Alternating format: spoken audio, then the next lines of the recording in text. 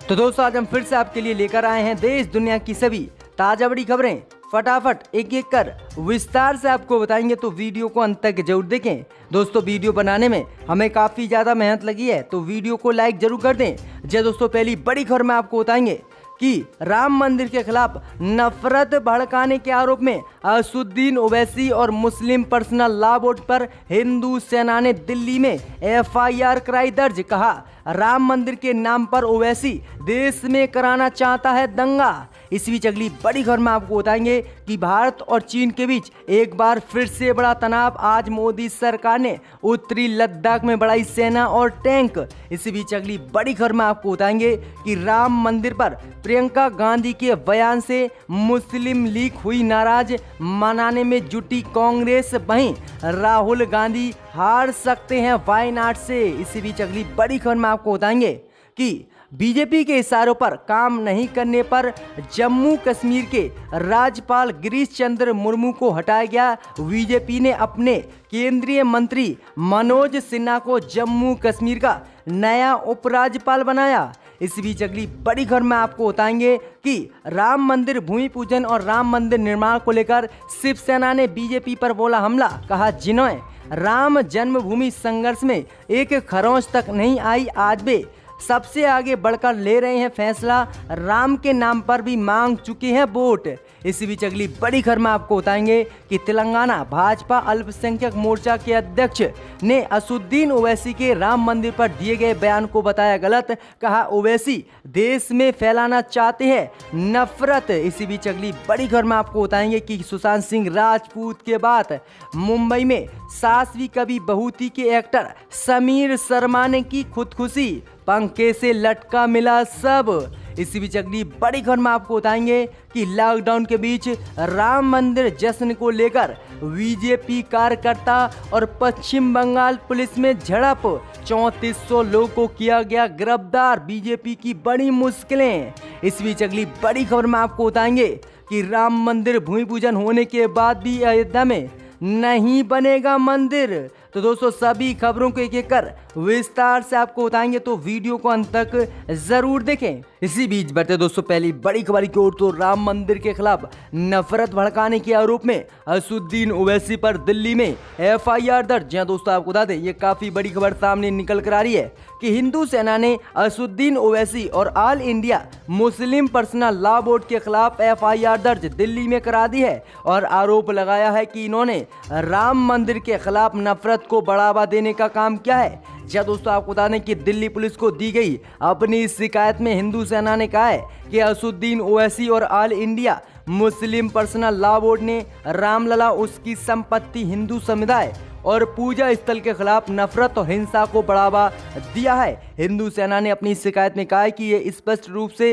रामलला के पक्ष में दिए गए सुप्रीम कोर्ट के आदेश का अपमान है और उन्होंने देश में हिंसा और नफरत फैलाने का भड़काने का आरोप लगाया असुद्दीन ओवैसी पर। तो असुद्दीन ओवैसी और मुस्लिम पर्सनल लॉ बोर्ड पर राम मंदिर और बाबरी मस्जिद के पक्ष में बोलने पर हिंदू सेना ने एफआईआर दर्ज करा दी है। असुद्दीन ओवैसी देखते हैं इस पर क्या जवाब देते हैं। इसी बीच बढ़ते दोस्तों अगली बड़ी खबर की ओर, तो मोदी सरकार की बढ़ सकती है मुश्किलें। भारत और चीन के बीच एक बार फिर से बड़ा तनाव। भारत ने उत्तरी लद्दाख में आज बढ़ाई सेना और टैंक। जहां दोस्तों आपको बता दें कि चीन की तरफ से लद्दाख के दौलत बेग ओल्डी और देवसांग मैदान में 17,000 से अधिक चीनी सैनिकों को तैनात करने के बाद मोदी सरकार ने भी चीन को जवाब देने के लिए आज सैनिक और टैंकों को भारतीय सीमा के क्षेत्र में तैनात कर दिया है। मीडिया रिपोर्ट के अनुसार सरकारी सूत्रों ने बताया है कि हमने डीवीओ और देवसांग मैदानी क्षेत्र में T-90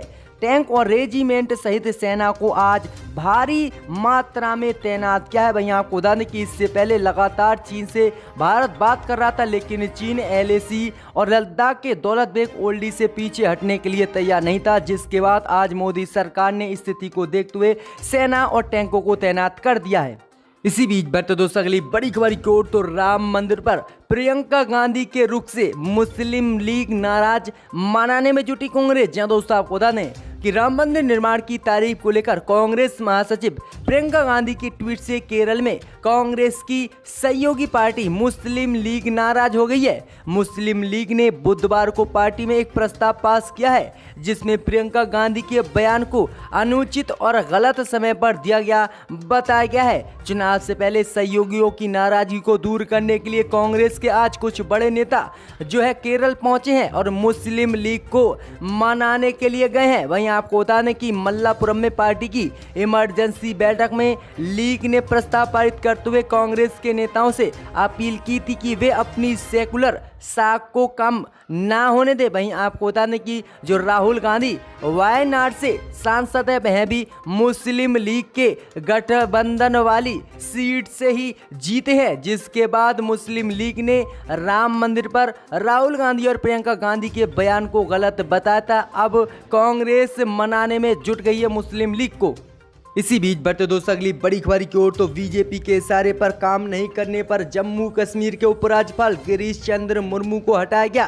बीजेपी ने अपने केंद्रीय मंत्री मनोज सिन्हा को जम्मू कश्मीर का नया उपराज्यपाल बनाया। जहां दोस्तों आपको बता दें कि पूर्व केंद्रीय मंत्री और भाजपा के वरिष्ठ नेता मनोज सिन्हा को जम्मू कश्मीर का नया उपराज्यपाल नियुक्त किया गया है। वहीं आपको बता दें कि जम्मू कश्मीर के पुराने उपराज्यपाल गिरीश चंद्र मुर्मू ने इस्तीफा दे दिया है। यह इस्तीफा अचानक दिया गया है जिसके बाद मोदी सरकार पर सवाल उठने शुरू हो गए। वहीं आपको बता दें कि सूत्रों का कहना है कि मुर्मू को केंद्र में भेजे जाने की कवायद पिछले कई महीनों से चल रही थी और सोशल मीडिया पर भी उन्हें हटाए जाने की बात वायरल हुई थी, लेकिन तब मोदी सरकार ने उन्हें नहीं हटाया था। वहीं आपको बता दें कि 4G इंटरनेट जो है जम्मू कश्मीर में खुलवाने और जम्मू कश्मीर में विधानसभा चुनाव और जम्मू कश्मीर को पूर्ण राज्य का दर्जा दिलाने के लिए जो है जम्मू कश्मीर के पूर्व राज्यपाल गिरीश चंद्र मुर्मू ने आवाज उठाई थी, जिसके बाद मोदी सरकार ने आज उनको ही जम्मू कश्मीर के उपराज्यपाल पद से अचानक हटा दिया है और अब अपने बीजेपी मंत्री को जम्मू कश्मीर की कमान दे दिया और उन्हें राज्य का उपराज्यपाल नियुक्त बीजेपी ने किया है। इसी बीच बढ़ते दोस्तों अगली बड़ी खबर की ओर, तो राम मंदिर भूमि पूजन को लेकर शिवसेना ने बीजेपी पर साधा निशाना, कहा जिन्हें राम जन्मभूमि संघर्ष में एक खरोंच तक नहीं आई वे आज सबसे आगे बढ़कर ले रहे हैं फैसला। जहां दोस्तों आपको बता दें कि अयोध्या में राम मंदिर भूमि पूजन में आमंत्रित न किए जाने पर नाखुशी जाहिर करते हुए शिवसेना सांसद और वरिष्ठ नेता संजय रावत ने बीजेपी और प्रधानमंत्री मोदी पर हमला बोला है।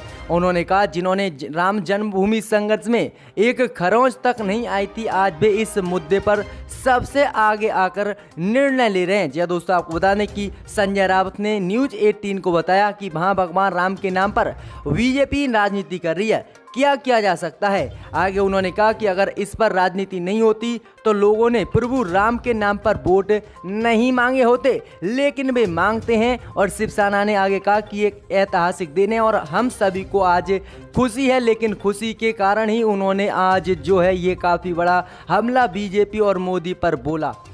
इसी बीच बढ़ते दोस्तों अगली बड़ी खबर की ओर, तो राम मंदिर निर्माण को लेकर ओवैसी पर भड़के तेलंगाना भाजपा अल्पसंख्यक मोर्चा के अध्यक्ष बोले ओवैसी ने राम मंदिर के नाम पर एक बार फिर से देश में नफरत फैलाने की है कोशिश। या दोस्तों आपको बता दें कि तेलंगाना के पूर्व भाजपा अल्पसंख्यक मोर्चा के अध्यक्ष हनीफ अली ने कहा कि AIMIM प्रमुख असदुद्दीन ओवैसी ने राम मंदिर के नाम पर देश में नफरत फैलाने की कोशिश की है। हनीफ अली ने मीडिया से बात करते हुए कहा कि ओवैसी ने इस देश में नफरत फैलाने की एक बार फिर से मंदिर मस्जिद के नाम पर कोशिश की है, जो देश के लिए अच्छा नहीं है। आगे उन्होंने कहा कि हर किसी को चाहे वह हिंदू हो या मुस्लिम हो मंदिर निर्माण में हिस्सा लेने का हक है। उन्हें सुप्रीम कोर्ट के आदेश के बाद अब ऐसी बातें नहीं करनी चाहिए, उन्हें सुप्रीम कोर्ट के आदेश का सम्मान करना चाहिए। तो ये असदुद्दीन ओवैसी पर हमला बोला गया है। वहीं आपको बता दें असदुद्दीन ओवैसी ने कहा था कि बाबरी मस्जिद थी, वहां है और रहेगी,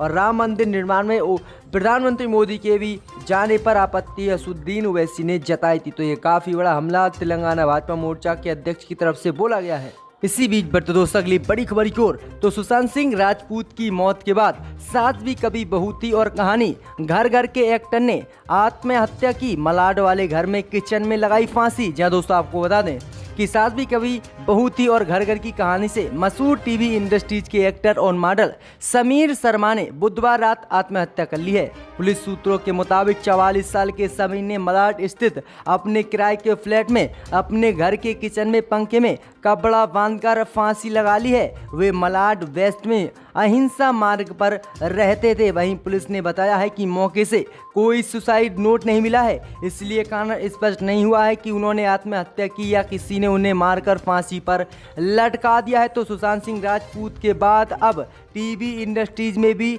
ऐसी ही घटना सामने आने लगी है।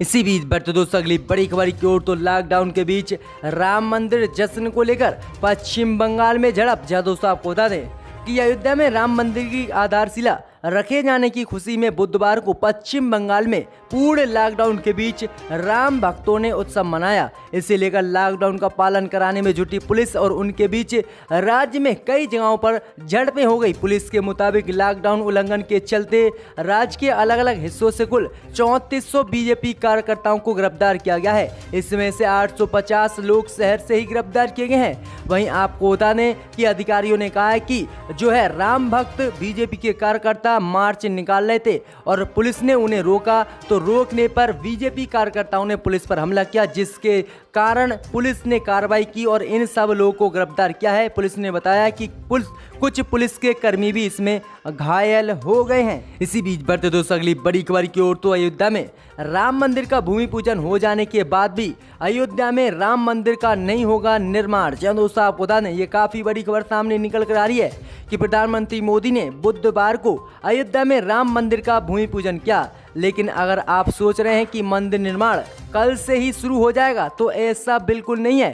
दरअसल अभी राम मंदिर का नक्शा पास नहीं हुआ है। वहीं आपको बता दें कि राम मंदिर नक्शा जब पास हो जाएगा तभी मंदिर का निर्माण शुरू होगा। अभी सिर्फ प्रधानमंत्री मोदी ने सिर्फ भूमि पूजन किया है और मंदिर का निर्माण अभी शुरू नहीं होगा। वहीं आपको बता दें कि अभी इसके नक्शे को पास किया जा रहा है और नक्शा पास होने के बाद ही इस पर काम शुरू होगा और मंदिर का निर्माण किया जाएगा। इसी बीच बढ़ते दोस्तों अगली बड़ी खबर की ओर। तो अमर अब्दुल्ला ने अनुच्छेद 370 को लेकर बीजेपी पर बोला हमला।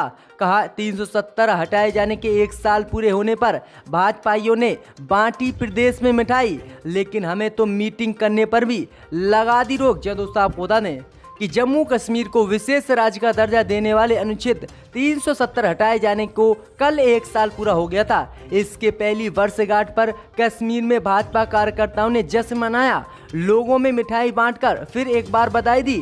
इस पर जम्मू कश्मीर के पूर्व मुख्यमंत्री अमर अब्दुल्ला ने मोदी सरकार पर तंज कसते हुए कहा। अब्दुल्ला ने कहा कि आज भाजपाई पूरे प्रदेश में खुले घूम रहे हैं और अनुच्छेद 370 हटाए जाने के 1 साल पूरा होने पर जश्न मना रहे हैं, लेकिन इतनी बीजेपी को हमसे एलर्जी है और इतनी बीजेपी को हमसे नफरत है कि हमारी मीटिंग पर तक बैन लगा दिया गया है। जबकि बीजेपी कार्यकर्ता पूरे देश और पूरे प्रदेश में अनुच्छेद 370 हटाने का जश्न मना रहे हैं और हमें सिर्फ राजनीतिक नेता होने के कारण इतने दिन तक नज़रबंद रखा और उसके बाद भी हमें आज मोदी सरकार ने पाबंदी लगा रखी है। तो ये काफ़ी बड़ा हमला अमर अब्दुल्ला ने बोला है।